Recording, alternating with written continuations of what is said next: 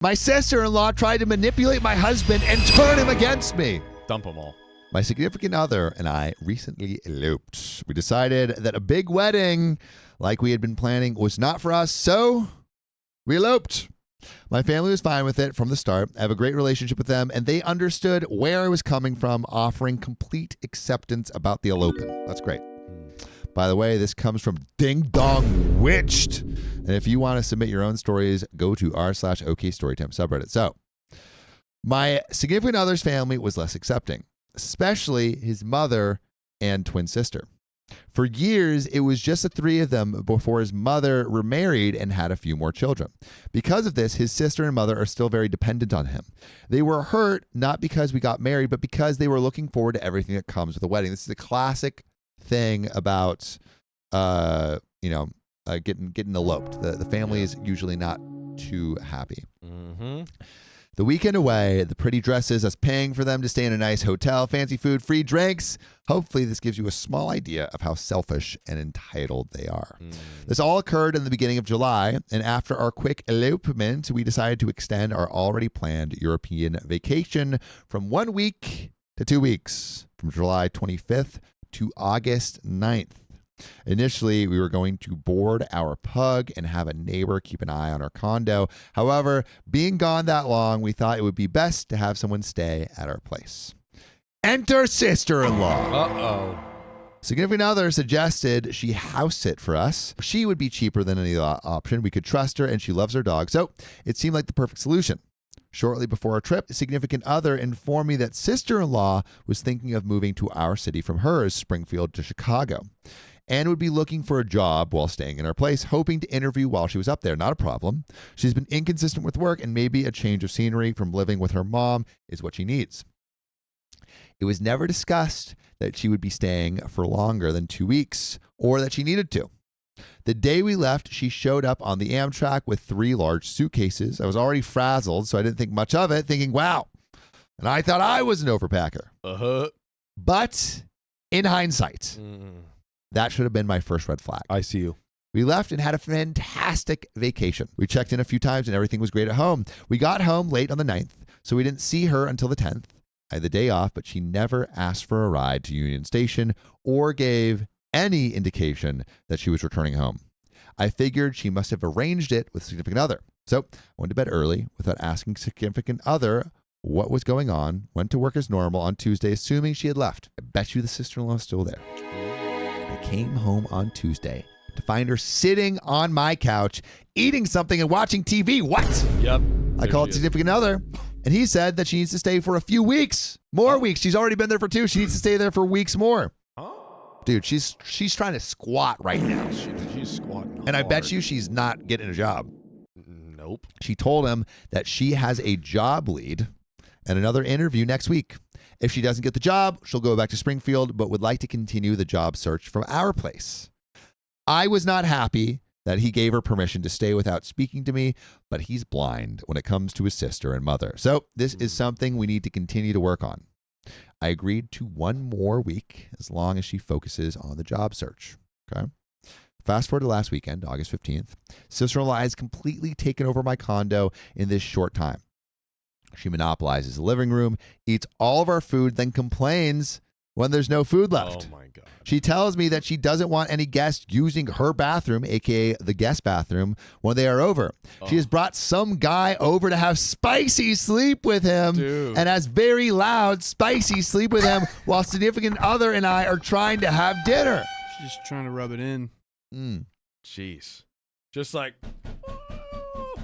how's the chicken, babe? Even better. Put some spice on it. Yeah, put a little spice on it. That sounds great. She's also made catty comments toward my husband, telling stories about how he was always a sissy growing up. I decided I couldn't put up with it anymore and talked to his significant other about it. He agreed, but acknowledged that with his mother and sister, he has no backbone and knows he will cave. At least he's self-aware. Wow. He's like, I would do it, but I'm a little sissy baby. My spine is a wet toast. It's a wet noodle. Sorry, I know you guys hate that. A little wet noodle spine. It's like that one scene where in Harry Potter, all my things start with Harry Potter, where Professor Gilderoy Lockhart turns Harry's arm to a wet noodle. That's what he did with the spine. Flopping. He agreed but acknowledged that with his mother and sister, he has no backbone and he will cave, i.e., you are a giant poopy pants. So I talked to her. I told her that while she's a part of our family, we feel she has taken advantage of us at this point. I need to know what her plans to leave are because this is no longer working for me or significant other. She told me that significant other told her she could stay as long as she needs. Bro, talk about lack of backbone. There is no back to that bone. Bro. That bone is not there. There was no pushback. Even a noodle pushes back harder than that freaking backbone. This is not al dente. It is water. It is what? Yeah, dude. His backbone is like water. It moves right out of the way. She told me that significant other told her she could stay as long as she wants and that she wasn't planning on going back to Springfield. Oh my God. She said her relationships with her mother is codependent and dangerous. She then insinuated that if I send her back, a significant other will turn against me. I told her she has a week. I know significant other and her threats won't work. And I promised her, I know significant other and he has no backbone. So there's no way he's turning against me. Good thing I got a rock spine. Yeah, he's a floppy noodle that's just going to go between two rocks. Bloop, bloop, bloop, bloop, bloop, bloop. It's like playing tennis with like an open can of spaghetti noodles. That's quite a sight. And I promise her she doesn't want to make him pick between us because he will see what she's trying to really do. That did not go well. Things quieted down and she had her interview on Monday. She's been ignoring me the past few days, but significant other says the interview went well and that she's anticipating getting the job. He said she spoke of staying with us, but he held strong, saying that unless something crazy happens, she'll have to go. If she has to start the job ASAP, we can possibly help her find a place. We buy her an Amtrak ticket for Saturday morning or something. Well, wouldn't you guess it? Something crazy happens on Friday just before she has to leave. So she has to extend her stay again. I get a text from a significant other. We need to talk when you get home. I am worried you relapsed. Where did that come from? Oh, boy. Some context. I am in recovery for kleptomania. Since I was a child, I've stolen just to steal, just for the sport of it. That's awesome. Not because I needed something or didn't have the money, but because I love it. The thrill of the game. I feel that way about peeing outside. Yeah. It's illegal, but I'm just in it for the thrill of the game. How many times? Dude, we live next to a school. Yeah. Right, get that shit on lock. Remember what happened the other day when you're like, oh, yeah, there's no kids walking home from school? Bam. A whole right parade there, of them. right there. A whole parade of them. Yep. That's right. When you least expect it. So if you want to go to prison, fine. Go ahead. Fine, go ahead. Whip it out. Keep going. Whip it out. Like a dog. Like a dog fire hydrant. in the sun. Mm.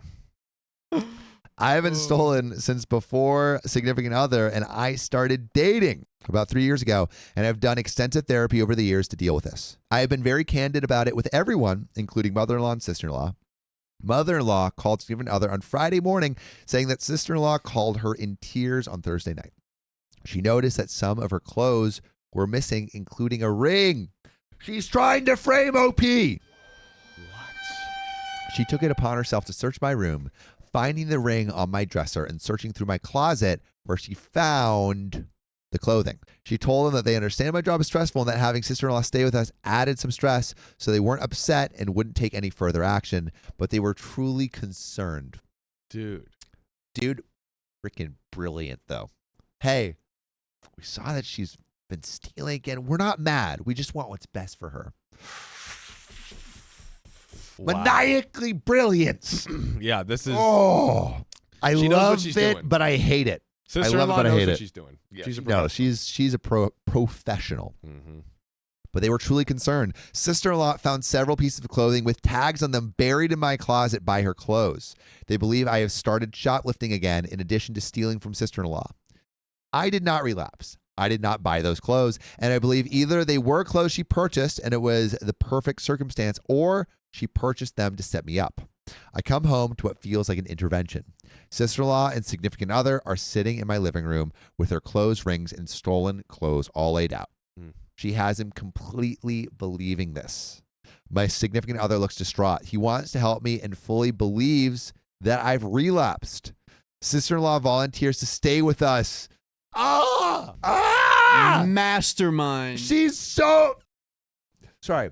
Freaking 4D chess. Like, man, this is terrible, but, you know, game, respect, game. Like, that's crazy. She's got this down. I'm just waiting for her to, like, behind closed doors, go to OP and be like, so you thought that you could just tell me to leave? Yeah. You thought that... Try again, bucko. You could do it even without my brother? We are just getting started. You will be on the streets by noon. Dude, if she applied this energy to just filling getting a out freaking job. Yeah, Jesus. Wow. Where would she be? Sister-in-law volunteers to stay with us. She's a CADC and feels her skills can help me. What's that, Riley? What is that? Significant other is heartbroken, and he feels he caused this by bringing stress into my life. Taking all... Oh, certified alcohol and drug counselor. Ugh, get out of here. No. Get out of here. She She's got that diabolical. just to fuck with people. Just to mess with people. Taking all the blame off to sister-in-law. I'm at a loss. The past 36 hours have been a nightmare. Whenever sister-in-law is alone with significant other, she keeps planting seeds of doubt about my recovery, hinting that I seem to be wearing clothes that are above my pay grade.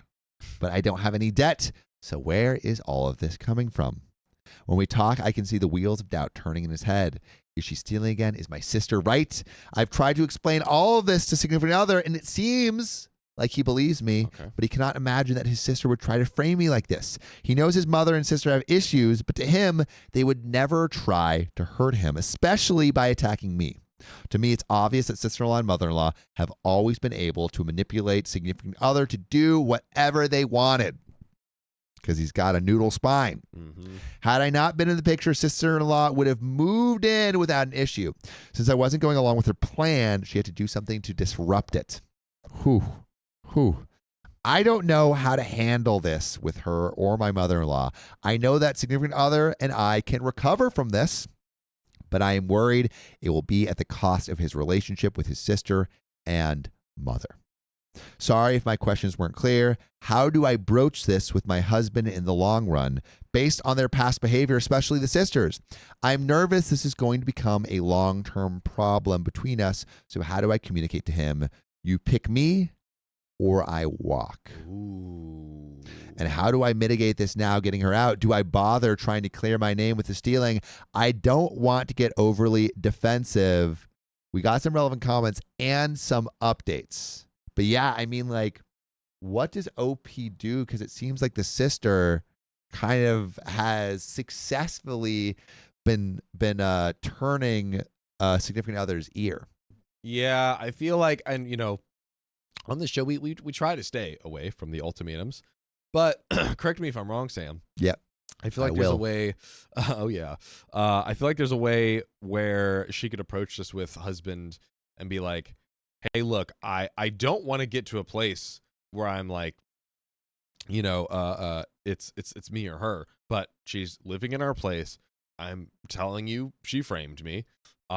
She's an absolute freaking maniac. She lived in our house way longer than we expected or she originally told us. So that's at least 100% a fact, right? It's like even before all this happened, she was trying to get her claws into our place. I think just like think about incentives here, you know, like yes, she's a master manipulator, but her incentive has always been to stay in our house. She stayed there for 2 weeks when we were on vacation. Successfully, we were okay with that. She then extended it by 3 weeks to find a job.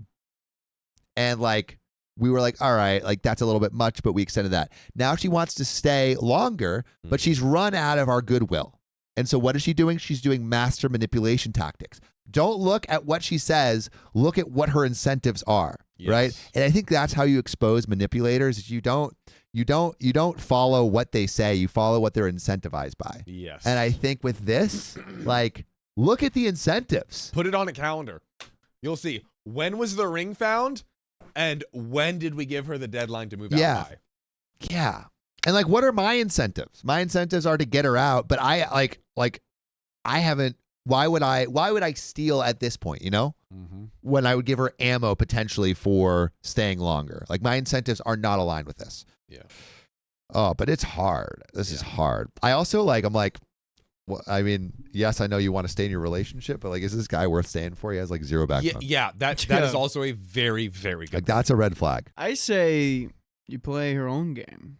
Nah, dude. You No. don't think so? No. You don't think OP can pull this off? I don't Start think she playing can win, 5D bro. chess? No, dude. No. The 4D chess is too powerful. Sister-in-law is Kendrick, OP is Drake. Yeah. It's not going to work. It's not going to work. Just give it up, bro. Really? Just give it up. Yeah. Just give it up. Just drop a few songs. Drop a few more AI songs and you'll have it. Well, we got some comments and some updates. So, wait, what the F? She brought clothes to frame you by saying you stole them, and he believes that? Wow, so much effery. Wow. The sister-in-law needs to go ASAP and out of our lives. OP replied, he is so fleeced by them that I don't even think he considered it until I told him that if he really believes I stole stuff, then I would leave. But even then, he was trying to say things like, well, maybe they were old clothes you bought and forgot about because my sister wouldn't do that to me. He doesn't know what to believe. He believes I didn't steal. He trusts me, but he doesn't believe me when I say that she is setting me up. Man is like stuck between a rock and a hard place. Yeah. With a noodle spine. And he's a That's a tough place to be. That's right. He thinks that maybe our stuff got mixed up somehow and that's how her stuff ended up in our room and that she just is having a hard time with him being married. And another comment, he's willing to believe her when she says you stole, but not willing at all to believe you when you say she's setting you up. I don't know. I feel like he's trying to believe. I think he's trying to find a world. When a man has a spine of a noodle, he tries to find the truth that causes the least amount of conflict internally. And so he's picking the truth that allows everyone to be right and everyone to be happy. Yes. Yes. But he's got a noodle spine. Got a noodle spine. Man. Got a little noodle spine. But not willing at all to believe you when you say she's setting you up. Let that sink. And an OP replied, yeah, it really has since I posted it. I gave him an ultimatum. Either she goes to a hotel. At this point, I'm willing to pay for a few days just to get her out. Or I stay with my brothers and they can be roommates. Whoa. So now we're just going to wait for her to come back so she can get out. He even packed her bags. So I think he's realizing how much of a mistake he made at this point. Oh, that's good.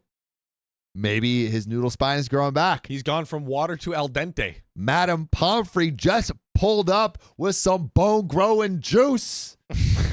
And he's going to freaking slop that crap up. And going to spit it out maybe initially. And then Madame Pomfrey's going to be like, what did you think? Pumpkin juice? Someone's been falling asleep to their audiobooks, ladies and gentlemen. I have. I love it. Freaking love Harry Potter. It's the best. No free sponsors. It's truly the best. Mary, you know what? Mary Harry's Water. got it. Comment 3. Are you the same clothing size as a sister? Who did the clothing fit? Now, if sister's playing real chess, she knows OP's size. It's the glove. The OJ glove. OP, yeah, the OJ glove. Does it freaking fit? Does it fit? OP replied, we are both mediums and they are just tops, so it could fit either of us. Whew. Update. Thanks to all who provided advice and answered my questions. After reading everything, I gave significant other an ultimatum. Either sister-in-law left that night or I did, and I would leave him. Foot down. I'm not going to be put after his manipulative sister and mother in the pecking order, so it's either her or me at this point. He agreed she would go, but we both knew it would not be pretty. We decided to offer to pay for a hotel and Amtrak ticket if she refused at first, hoping this would be a bargaining tool to get her to agree. I showed significant other the previous thread, and he initially said nothing but went directly to our guest room and packed everything of hers up quickly. He then apologized for everything. I told him that we both know this is more than his sister trying to claim residency in her condo and that we have to resolve this or it will eat at our marriage. He agreed to go to therapy with me and if need be, go to therapy on his own. He doesn't want to let this destroy our marriage. We had a really frank discussion about my recovery. I explained to him that if I were stealing again, it would be obvious, and we would have random things around the house that we didn't have before. I wouldn't have been able to restrain myself to a few shirts if I relapsed. He was really supportive and apologetic. He trusted his sister due to her experience with addictions, but seemed to understand that this was manipulation on her part. She ended up showing up later on Sunday, letting herself into the condo like it was just a normal day. It took her all of a minute to see her bags. Good. There we go. Significant other pushed her bags out into the hall, and when she tried to get them, he shut them both out there. Whoa. I left them alone because he needed to do this on his own without me. I heard her crying, and I know he offered to take her to a hotel and pay for her train. She told him to F off. Cool. Save me money. See ya. Do it. After a little bit, she started throwing a fit in the hall and was sobbing loud enough the whole floor could probably hear. I could make her out saying that he was abandoning her in her time of need and that witch has to stop controlling you. I'm your family. Took every ounce of restraint for me to not go and slap a witch.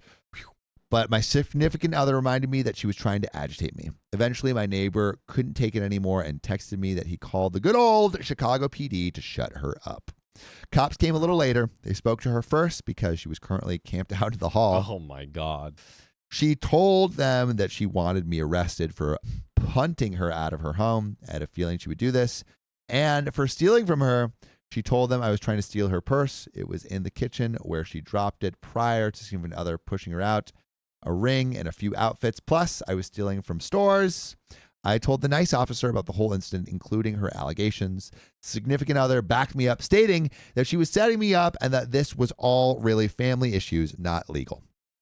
At this point, they told her that not only had she attempted to file a false police report, but she was also disturbing the peace for no reason. She told them she had nowhere to go, but after telling the police she lived in Springfield and had come up here to house sit, they noped her residency claim. Cops told us that because she claimed to have no money and had no car and her residence was far away, we had two options because we couldn't just punt her out with nowhere to go. Either we let her stay until she could arrange for a method home, i.e. get her a train ticket tomorrow, or we take her home right then and there, but there's only one way that they could guarantee she would be gone tomorrow morning. I say go right now. Yeah, honestly, just get it over with. Get it over with. Pack her up and send her out. Drive her yourself to make sure. I don't know. Like it's at that point, it's worth it. Yeah, agreed. Yeah. So terrible car ride though. Significant other and I talked about it. We were concerned letting her stay. An additional light would just make things worse, and we would be right back where we started. Agreed. We opted to drive her home right then. Hey. She agreed to this without much issue. I think the cops made her realize that her little plot was over. Thank God. The beginning of the drive was pretty awful. She cried for the first hour, laid the guilt on thick. He's caused her so much stress. He doesn't care about her, can't see what I'm trying to do. She's only looking out for him. They are twins. Their bond is stronger than ours, and I don't want kids, so how could he want to stay with me?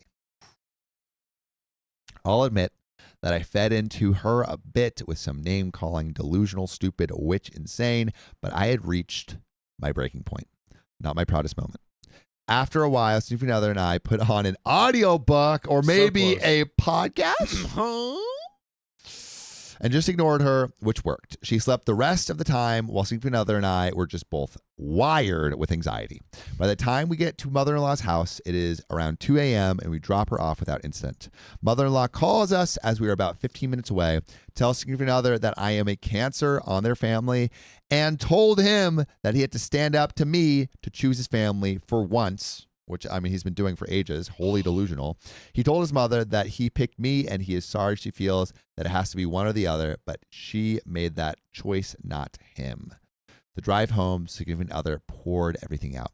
Apparently, his childhood abuse goes so much further than he has shared before. Sister-in-law would regularly torment him, but when he would tell his mother, she would blame him. Okay, so the sister has a history of just being the worst person. No wonder his spine is made of water. Like, yeah, they've like gotten him to this point where they just like his spirit is broken. Yeah, I mean, like, I feel like a strong spine would just hurt more. You know, because you have to stick up against this abuse. And if you're a noodle spine, like maybe like some of the abuse just like slips right on by. Yeah. You know? Yeah. If you get hit with a punch, you're like supposed to give into it, not like that isn't where you gotta. The noodle is a defense mechanism. No. In this case, maybe. He agreed that he thought the distance was enough to deal with everything, but he needs more than that. He also needs to come to terms with his relationship with his mother, sister, half-siblings, and stepfather may be over. He was scared to admit how bad it was, and I hate that it took his sister behaving like this for it to come out. It's absolutely heartbreaking. We took the day off, slept a lot, watched some Rick and Morty, went to a fairly productive therapy session, and we are eating some awesome pizza. It's hard to sit back and realize that my relationship kind of crumbled this weekend, but have faith that we can each work on our relationship and ourselves. When we turned significant other's phone back on, there were several voicemails and numerous text messages from sister-in-law and mother-in-law apologizing for everything. Significant other and I have talked about him going completely zero contact with both sister-in-law and mother-in-law, and I think changing our phone numbers is a good place to start, but he is apprehensive. He is worried about emergencies, but I don't want to give them any further opportunity to sabotage our relationship. This is absolutely the right move, correct? I am thinking of finding him a specialty therapist. Honestly, 100% that's what we need to assist with this, but I don't know where to start or what questions I should be asking with such family issues. Where should we start with this? Got some comments. So you changed those locks. Have you changed those locks yet? Do it. Facts. Run. She is delusional enough to come back and let herself in again. Some more thoughts on protecting yourselves. I would also suggest giving a pic of sister-in-law and mother-in-law and any other immediate family to your neighbors and the doorman. If you have one, tell them to contact you immediately if these people are spotted near your home. If you think they are nuts enough to go to your work, give your management a warning, but it doesn't sound as though they will take it that far. Seriously, consider changing all your credit and debit cards to new accounts. We'll call your banks and make sure that crap is locked down. Oh, God. And run credit reports. You can do this for free on annualcreditreport.com. Change your passwords for websites or anything that might have been stored on your computer. Your significant other did pick a family. He picked you. Ooh. And it was his best choice. His family can all take a long walk off a short pier into a lake of fire. Honestly, go no contact for a while. Block them on everything. Is there a friend or distant family member who can inform him if there is an emergency? And go for both of you to some therapy. And kudos to your sister-in-law for finding the strength to tell you about his past. He will definitely need your love and support to work through his family nightmare. Now go get some deep dish for me. I won't be out that way for 2 months. California pizza isn't the same, although Zachary's in the Bay Area is amazing. And OP replied, we aren't going to change the locks. She gave her keys back, but she could have made a copy. Yep. I'm not worried about her coming back. There's a little over 3 hours in travel between us, and she doesn't have a car. Craziness knows no bounds. So I don't know. That's correct. It travels at the light of speed, okay? And our building is a secure building. It's not huge, so all of our neighbors have figured out what happened, and I am sure they are pretty vigilant about building safety. But thank you for the suggestions. I think the motivation was really to control significant other, but those are things neither of us had thought about and just got out on our to-do list for tomorrow. The third party contact is probably for the best. I'm thinking one of my brothers may be a good choice, but that's a decision we have to make together. Thank you for your nice words. Hopefully you can get your stuff your face with deep dish and Italian beast for a few months. And we got another update. Oh my God. Oh my God. Oh my God. But really quick, do you think OP and their fiance are making the right decisions with all of this? Yeah, I mean, you know what? Shout out to honestly learning about the history with the husband, like with the significant other, like kind of understand why he is the way he is, and kind of great that he's growing that backbone from water to Something wet else. noodle to pasta and Yep. beyond. And he's absolutely making the right move. I do hope they heed the warning of the commenter though, and kind of get serious about like at least the locks. Yeah. Because like I Again, we've read a lot of stories. You want to be careful. you want to be careful, and she's Gotta be already careful. done something crazy. So I don't want to leave anything to chance. No. With them, but they've done everything right. They've done everything right. Textbook. Yeah. And I think shout out shout out Reddit for giving us the textbook answers to the questions that we need. Like, this is extremely helpful. Also, just to point out how insane this is, sister-in-law is a counselor. How is she a counselor? I cannot imagine who is going to this person for advice. Oh. No one should go to this person for advice So bad. whatsoever. Oh, God. Looks like Bob stole from the rehab facility.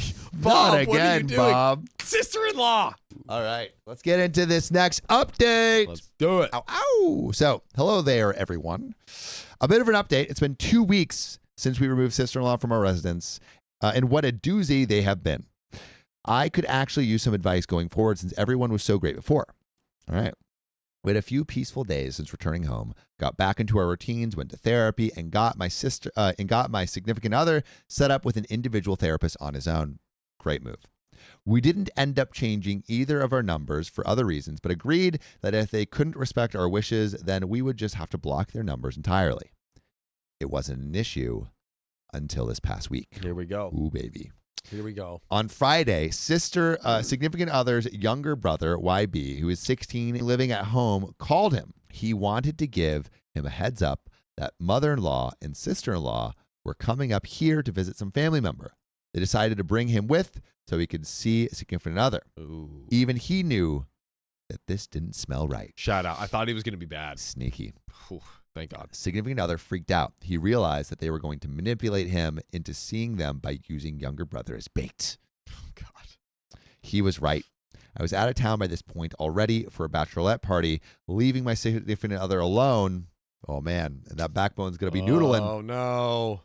Not at all prepared to deal with his family and me not being able to get home until Sunday. Younger brother called on Saturday to let significant other know that he would like to see him. They had some time before they headed home and were in our neighborhood for some reason. So significant other and younger brother hung out for a few hours in our home. They played some video games, ate some takeout, and just had a nice afternoon of brother bonding. This is good. Hopefully it stays good. Oh. Younger brother told significant other that he didn't believe that my mother-in-law and sister-in-law had been saying, but that they had done nothing but bash me on their social media pages. Okay, so they're talking trash. Mm-hmm. He pulled up their pages on his phone and was able to give significant other a screenshot of them. One of the posts says, "Well, that hoity witch has managed to brainwash my son again. Please pray that Jesus will deliver him from the devil that he lays with. She is nothing short of cancer in my life, and I worry that this will drive me to illness. Pray for us all." Dude, Facebook is wild. I can't believe people are doing stuff like this. Dude. Facts. Oh, man. I have to ignore Facebook. Oh, my God. Oh, if only we could. I just can't even with this. She's not even religious. But anyway, significant other kept it together for the rest of their visit. At the end, both mother-in-law and sister-in-law attempted to come up to the condo, but he was able to keep them downstairs, only speaking to them outside. All right. Backbone strengthening. Here we go. Then sister-in-law dropped a bomb on significant other. What is it? She said she's been severely depressed and needed him. She miscarried recently, and it had been awful on her. Oh, dude. Amazing manipulation tactic. Amazing. Show me the pregnancy test and everything. Show me. If you show me all of the pregnancy stuff, absolutely, I'm taking you out to dinner. I'm going to sit down with you. You're not going anywhere near my house. Yeah. But I will sit down and be like, I don't know, I'm here. I think also maybe put a line, say like, hey, I'm down to be there with you. I'm not bringing you to my house. And also, you are not talking about my significant other. Yes. Let's talk about you. You're not talking about How are you feeling? Yeah. Boom. You will not bring her up. She just needed her twin to comfort her. Significant other felt immensely guilty. Neither of us had any idea that this happened. Did it actually happen? I got home early yesterday, and I could read the conflict on his face. We fought about it. My frustration with mother-in-law and sister-in-law is at its peak, especially after seeing the barrage of Facebook posts. Significant other agrees that those posts are over the line, but most of them are from mother-in-law. True, but sister-in-law had 2 that were passive-aggressive and clearly aimed towards me. He thinks it wouldn't be fair to hold his sister-in-law accountable for those. I disagree. She made these choices that got us into this place. She literally started this entire thing, not us. Now she has to deal with the consequences regardless of whatever trauma she may have endured that spurred this on. Honestly, I don't necessarily believe that she really had a miscarriage. Our fight consisted of name calling, him calling me insensitive and cold, me calling him naive and manipulated, and bickering, which was a lot considering we normally only fight over whose house is better from Game of Thrones. Nice. We spoke after our fight yesterday and were able to move on from it, but then today we both could feel the tension. It was only amplified when he told me he was texting sister-in-law to check on her. I feel like we have regressed, and now I am back behind sister-in-law in the pecking order when I feel that I should be first. I deserve to be first, right? By the way, we deserve to be first, and you should go listen to our podcast by searching OK Storytime wherever you get your podcast, and you can listen while doing other things. You can listen while painting your nails, while running, while doing the dishes, while working, while doing whatever you do. You'd also be listening to us. That's right. Just listen to, just search up OK Storytime wherever you get your podcast. Check it out. So how do I handle this? Is it best to jump into couples therapy? This is something we both think is a good place to go, but not necessarily right now. Do I suggest we go no contact until we get a clear idea? Yeah, I guess question on those two. Is she saying go no contact with each other? Or So with the OP sister? is asking, is it best to jump into family therapy? Or is that not something we do right now? So do I suggest we go no contact until we get a clearer idea? Like what do you think we do here? I mean, I definitely think couples therapy Yeah. is great. It's going no contact with each other or with the No, sister-in-law? with the husband's family. Oh yeah, I mean, honestly, do both. Like Yeah. that's they're just gonna keep pulling Yeah, I these think stunts. so. So I think we so. might as well just get it out of the way. At least for a time. Go no contact just for a bit so you can get your bearings, you know? Give them a timeout. Although I don't know if I would tell them Yeah. the time of the time. Yeah, timeout, just say like, just do it. give a distance. Yeah. I don't want to feel guilty if his sister really went through that and I take away her support, but at some point I need to put my marriage first. Part of me wants to just confront my sister-in-law and tape the conversation because I know her and I know she won't be able to not gloat to me. My marriage is my number one priority at the end of the day, so how do I convey that I need it to be his too without coming off as selfish? We do got a little bit more to the story. We might have another update, so we got some Ooh. comments though. Your significant other drank the Kool-Aid again, even though his younger brother warned him they were cooking something back to draw him back in. Bottom line is this the kind of life you want for yourself? You are constantly doing the pick-me dance because your husband continually breaks ranks when his family exerts the right amount of pressure on him. It's ridiculous. Will he ever be ready to view you as a team and adopt an us versus problem approach to issues? Him turning on you again and letting his sister come between you again is absolutely regressing. I'd say at this point he isn't ready to be married. Therefore shall a man leave his father and his mother and shall cleave unto his wife, and they shall be one flesh. Or as my dad said, a man forgets the arms of his mother when he meets the legs of a woman. Shout out to your dad, man. But he says it in Spanish. I don't. Oh, okay. It probably sounds way cooler. that makes it 10 times more hilarious. An explanation in modern language of this. Leaving your parents means recognizing that your marriage created a new family and that this new family must be a higher priority than your previous family. If spouses neglect to cleave to each other, the result is a lack of intimacy and unity. I would suggest talking to him not about his sister's latest drama, which I agree seems like a false story, but how him turning on you in your arguments made you feel. You are not sure how much longer you can endure this marriage when at the first sign of conflict, he is so ready to believe the worst of you. Opie replied, "No, I don't want this life for myself. I see my marriage as an us and not me, then him." But it is clear that he is not on the same page. His us is him, sister-in-law and mother-in-law, which is completely backwards. I'm thinking she's faking. It's just too convenient, but I don't think I can just accuse that without looking bad. So he and I are going to have a really difficult conversation, pretty much me or them. And comment 2, if they are so close, why didn't sister-in-law tell the husband she was pregnant? I know you wait 3 months to tell people because of this, but immediate family is fine, right? Especially one that is supposedly close to you.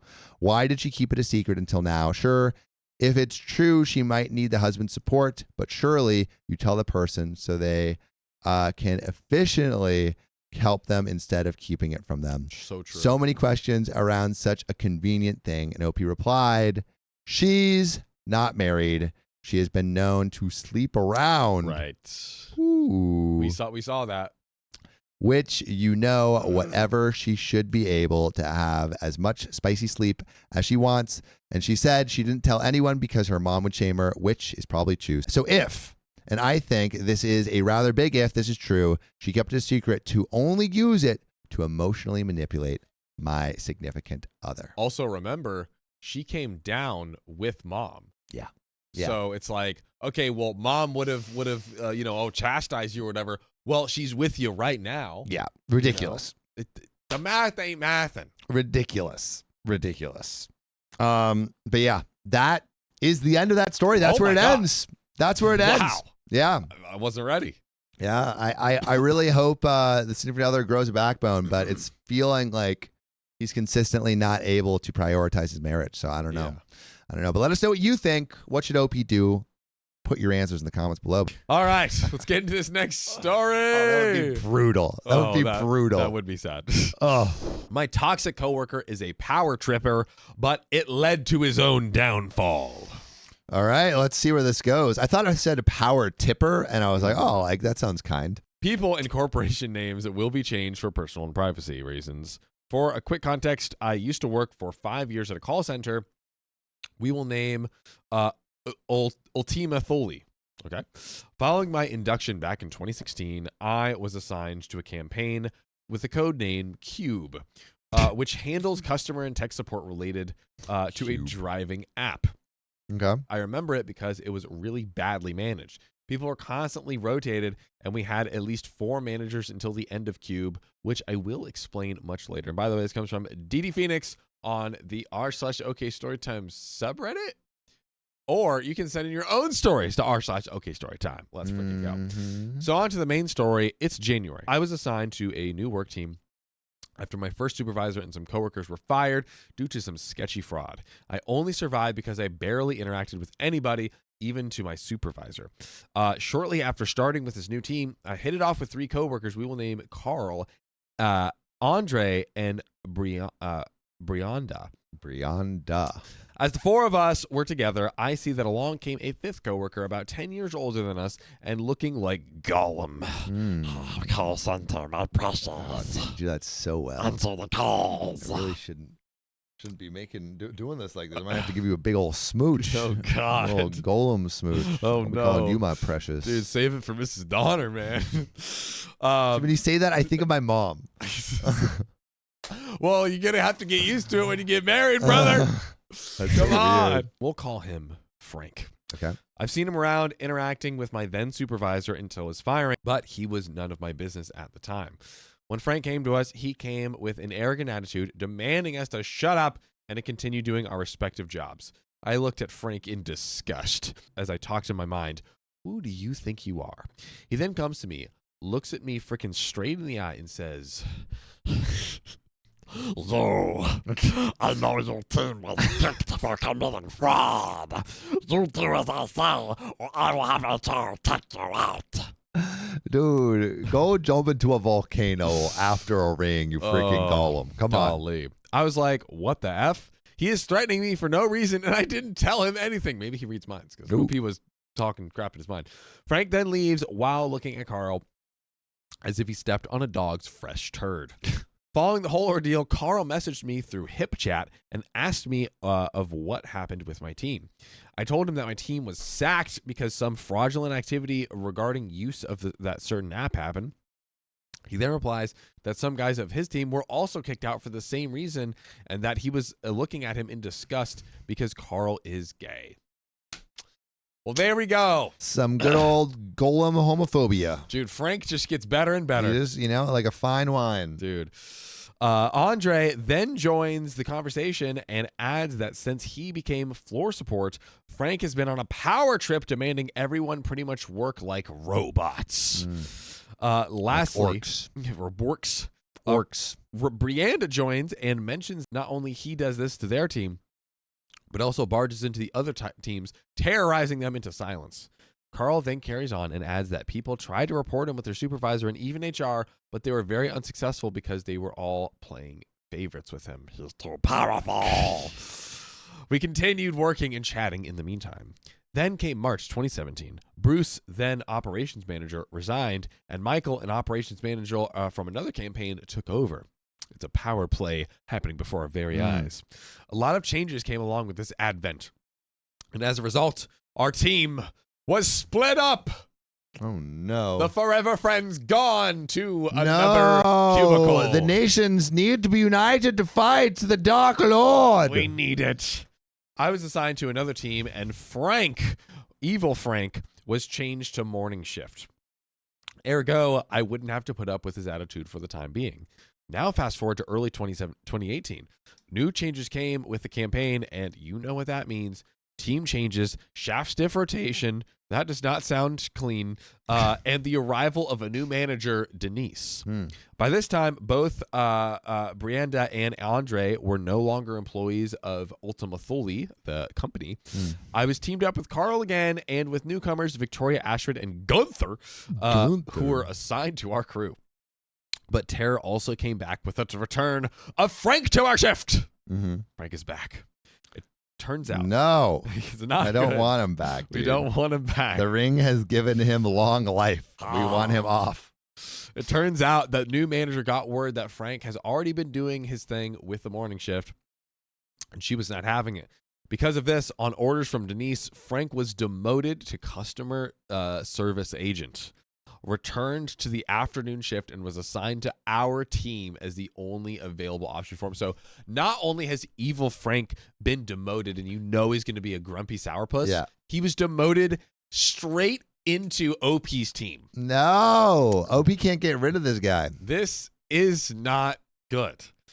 Even in this new role, Frank was still behaving like the entitled a-hole I first met back in 2017. But this time, he had become more vindictive and apathetic.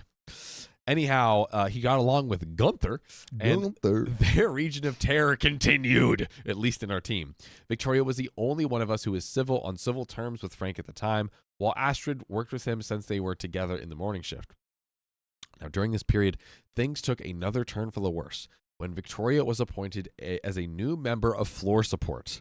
Man, this is just a game of Jenga. Just things are being pulled and plopped back any which way.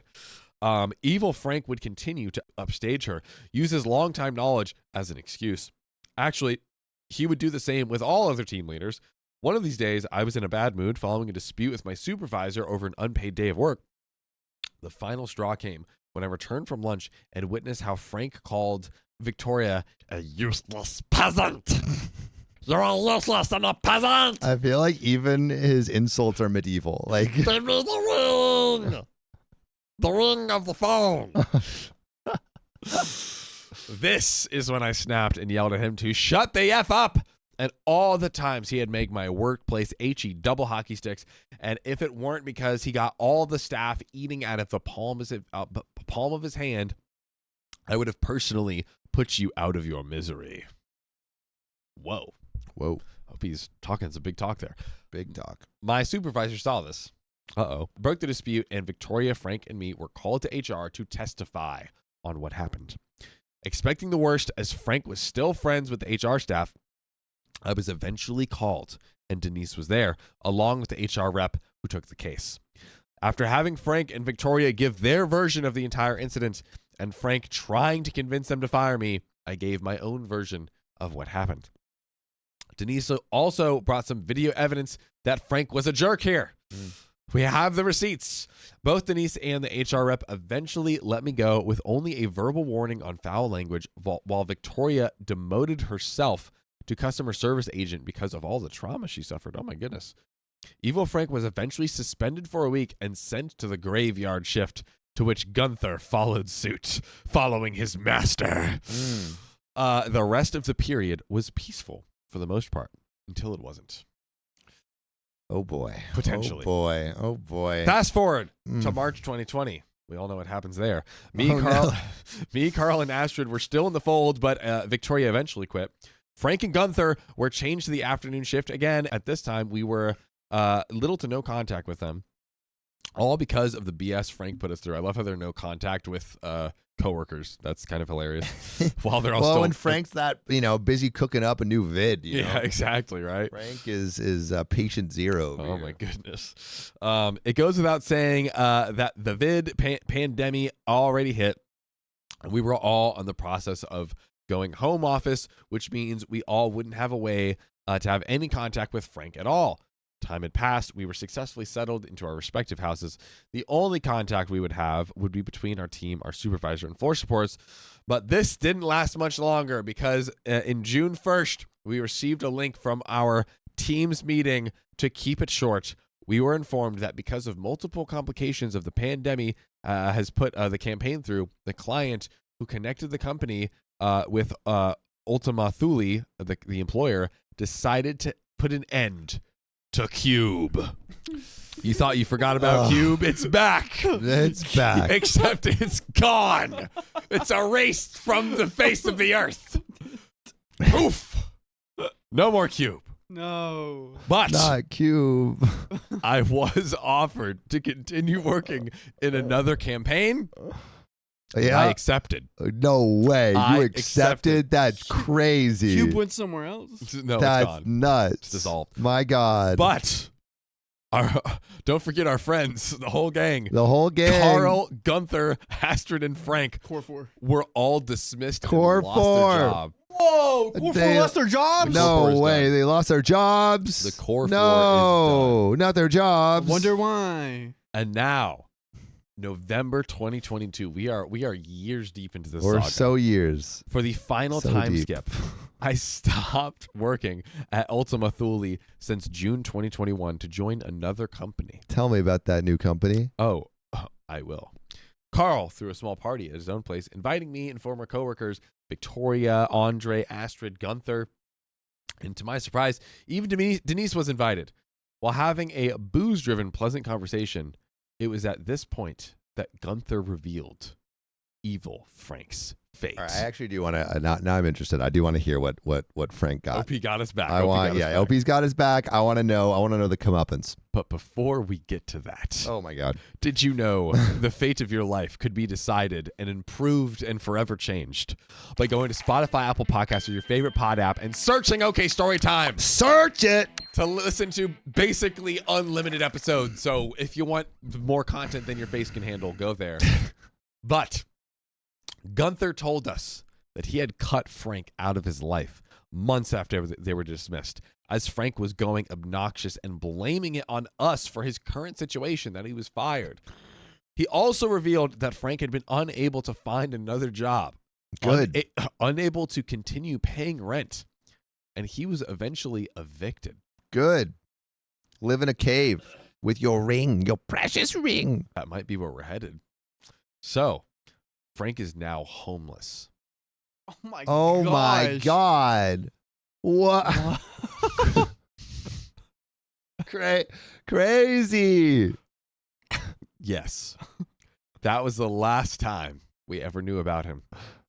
I don't feel bad about his fate, but I don't Neither feel do like- I, honestly. Yeah. Yeah. He doesn't deserve homelessness, but I don't feel Nah, like he rejoicing does. either. He does. Hope he says. Caveness. He just cavelessness. Let's give him a good cozy cave. Good, nice. In the end, the only victim here was Frank, who did this all to himself. Bar. And that is the end of that story. Dude. Wow. And episode. An episode. If you love us, make sure to subscribe. We love you. And see you tomorrow.